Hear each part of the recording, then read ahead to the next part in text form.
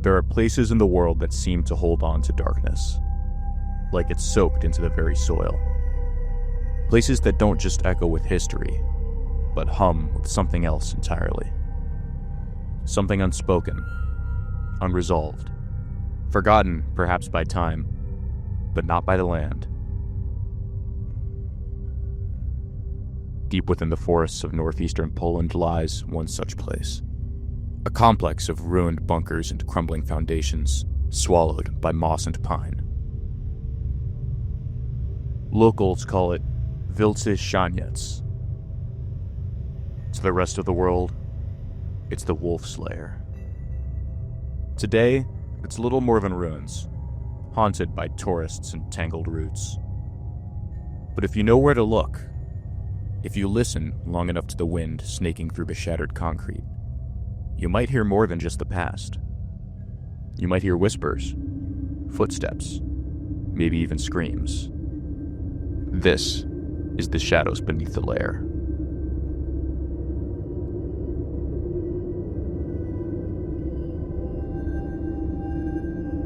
In 1941, deep in the forests near the small village of Gerwasch, the Nazi regime built a hidden military headquarters, the Wolf's Lair.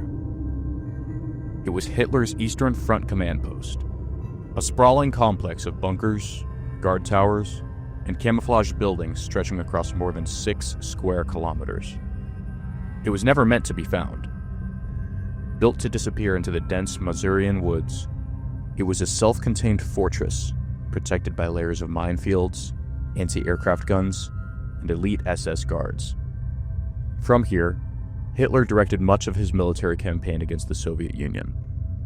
For over 800 days, he lived in this place, surrounded by paranoia, concrete, and the ever-encroaching trees. But the Wolf's Lair wasn't just a military base. It was a prison of fear and obsession. It was the stage for one of the most famous assassination attempts of the war. And if you believe some, it became something else after the war. Something stranger. Let's start with the facts, before the force distort them.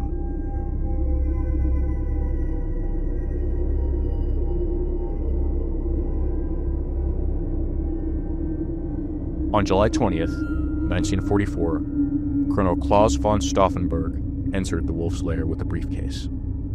Inside was a bomb, part of a carefully orchestrated coup designed to kill Hitler and dismantle the Nazi regime from within.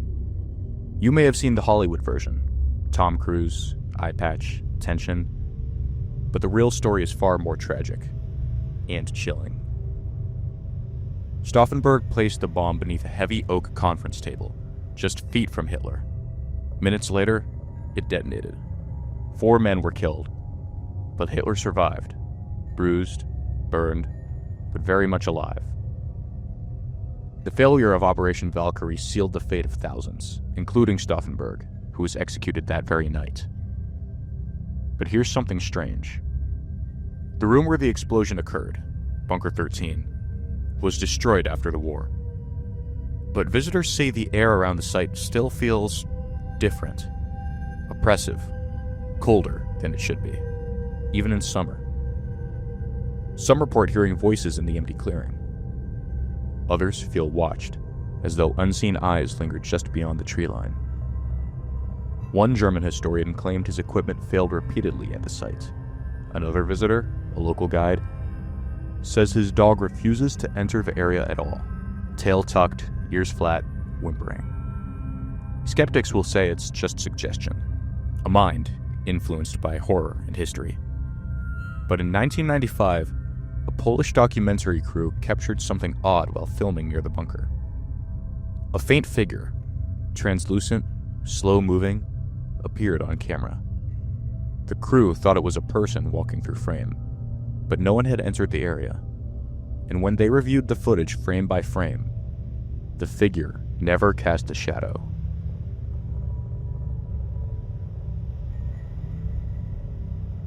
Some say the Wolf's Lair wasn't just cursed by bloodshed, but by Hitler's own obsession with the occult.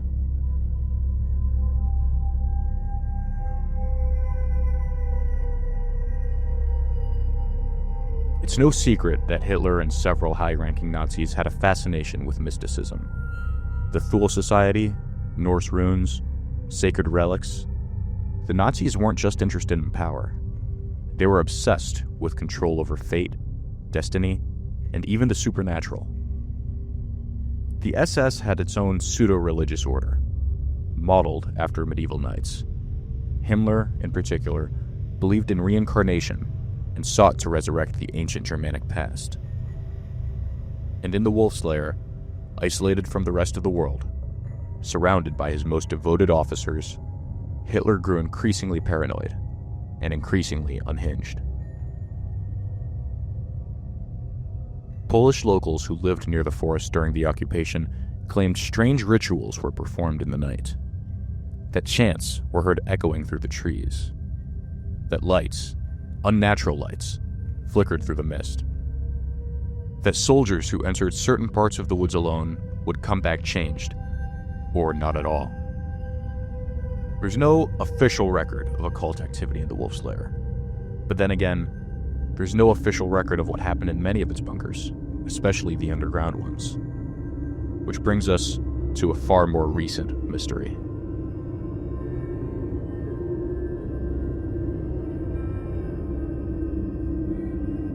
In 2023, archaeologists and historians returned to the Wolf's Lair for new research. Equipped with ground-penetrating radar and drone imaging, they hoped to map the unexplored areas and uncover new evidence of daily life in the compound. They expected rusted helmets, old weapons, bunkers overrun by moss. What they found instead were human remains. 2 partial skeletons found deep beneath collapsed debris in an area believed to be a storage facility or possibly an unmarked prison. The bones were weathered, but intact. No documentation existed for any burials in that area. No official record of deaths. Preliminary analysis suggests both were adult males, one in his 40s, the other younger. Their hands were bound, their skulls fractured, executed, most likely, and hidden. But no one knows who they were, or why they were killed. They may have been spies, traitors, or perhaps something else. Some speculate these were occult sacrifices.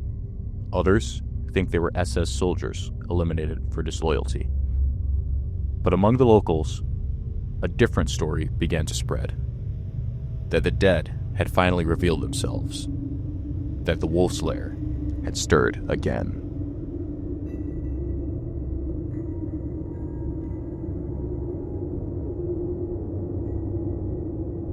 There's something ancient about the Masurian forest. Something primal. Before a war came to this land, it was a place of paganism and folklore.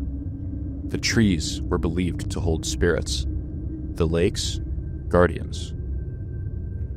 The wind carried stories of the Jivajana, the forest witch who steals souls. Of the Striga, the undead.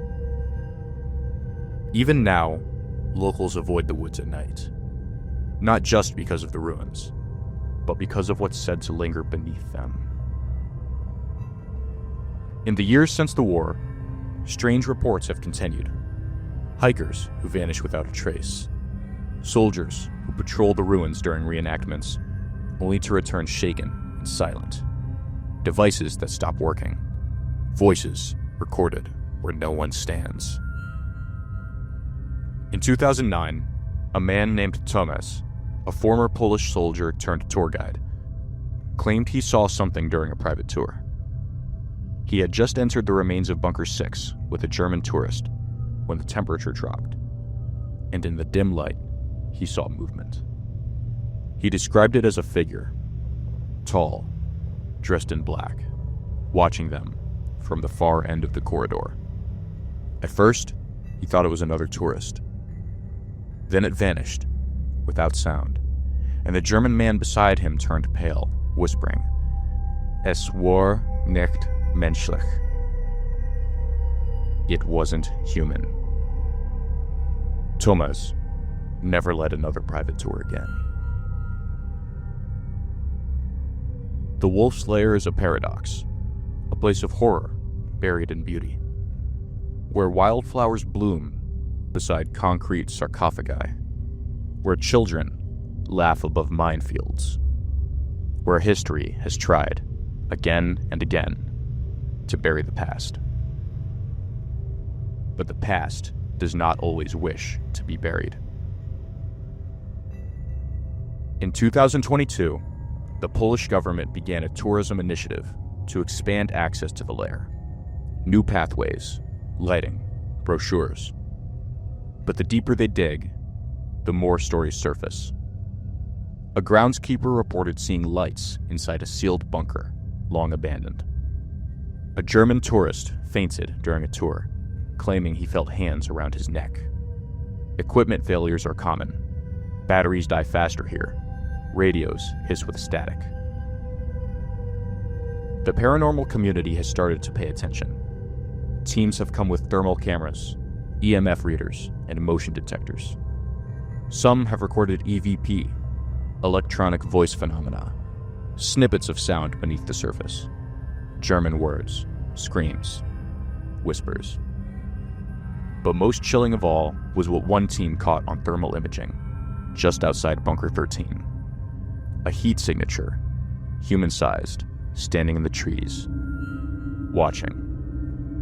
When they approached, it was gone. No footprints, no heat trail, just silence.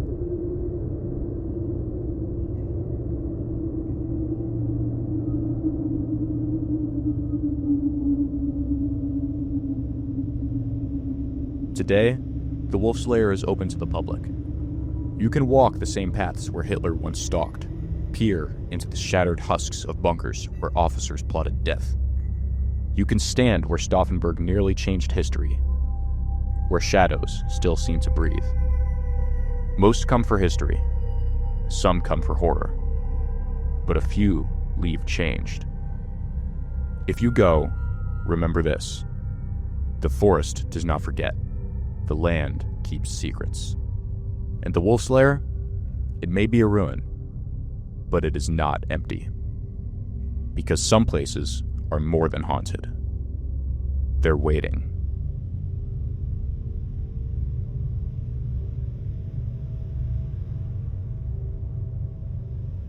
Thank you for joining me on this journey into the dark. If you've enjoyed today's episode, consider leaving a review and tell a friend, especially the ones who like their history, with a ghost or two.